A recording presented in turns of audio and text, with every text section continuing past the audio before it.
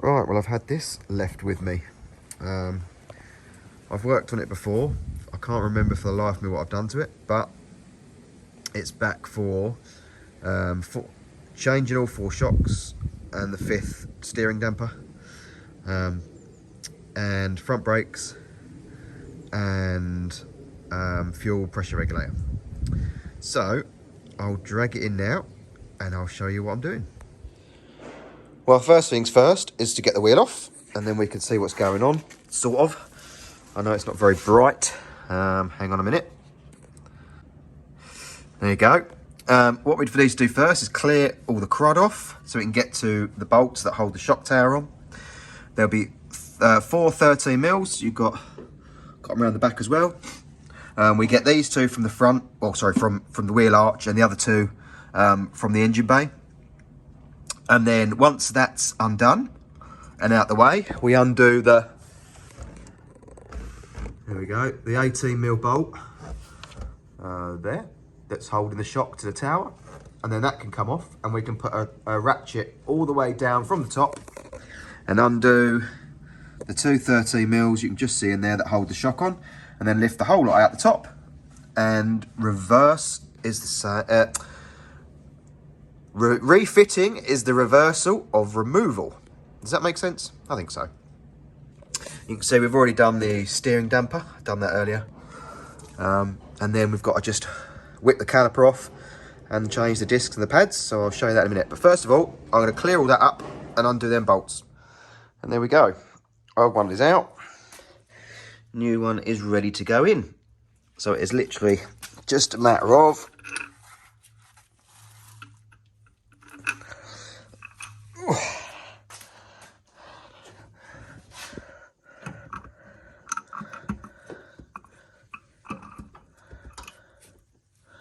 down there, getting the bolts in, and then putting it back together.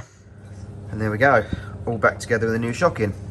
So next I've got to whip the caliper off, the carrier and the disc, and change those.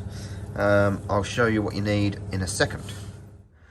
Right, well, that's all stripped down. So to get the caliper off of the carrier, it's a 12mm hex bolt, just a normal bolt.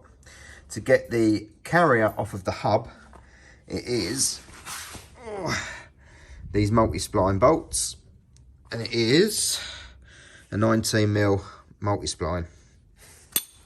And then the disc was held on with, it's just retaining Phillips screw, and then off comes the disc. So just got to do the reversal now and put it all back together. I've just got to obviously wind the calipers back in.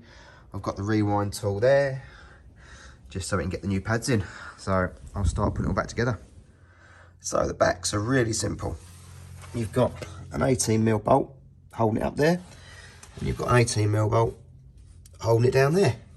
Undo both, remove, replace.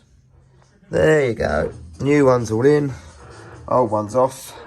Job's a good one. Right, so we're moving on to the fuel pressure regulator on the TD5. I've made a start, an absolute nightmare. Right down here, the back of the engine block, you can see I've removed one of the pipes, that one that goes along the front of the engine there for access. I've removed the connection off of the fuel cooler there. I've undone the fuel cooler to get to that to make it a bit easier. And what else have I done? I've undone the connector. It didn't have its spring clip on, so it just literally fell off, so I'll have to try and find one to put back on. Now you can see one bolt to the left of the sensor, one bolt to the right of the sensor, and there is one right down there, which you probably won't be able to see. I'll try and stick the torque down there, but no, you can't see. But it's right at the bottom. I have no idea how I'm going to get to that yet. I'll have to try a mixture of extensions and see if we can get to it.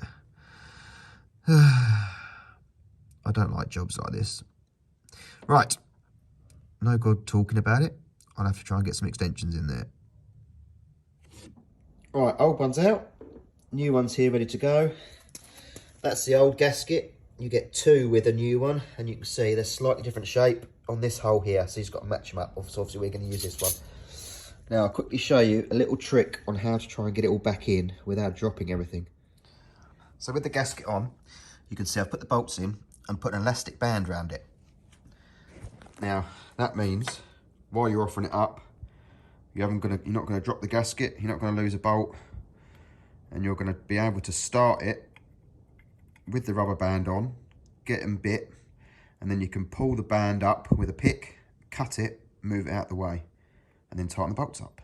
So now we'll get this back in there. Right, so we've got all 3 bolts started, and you can now see the elastic band is there. So I'm going to stick my pick in, pull the band, and there you go, it's snapped. So now I probably should do this without filming it, but there you go, it's now loose. I'll get my hand in there, pull the elastic band out, and we can do the bolts up. Right, and we're all back together, all in, all done, all connected up. So now we've got to the bleed procedure. Now to do that on a TD5, you turn the ignition on, and then you press the accelerator pedal 5 times. So 1, 2, 3, 4, 5. Then you get the flashy light, and that will now go through its bleed procedure. Once the EML light stops flashing, we'll be good to start it and check for leaks. And there we go. There's the puddle from where it was running before we changed the regulator. And there you go, nothing. That dark patch is a bit of dust that's under there where I swept up earlier, so don't panic. So no leaks. So this one's good to go. The customer can come and collect it this afternoon. Lovely.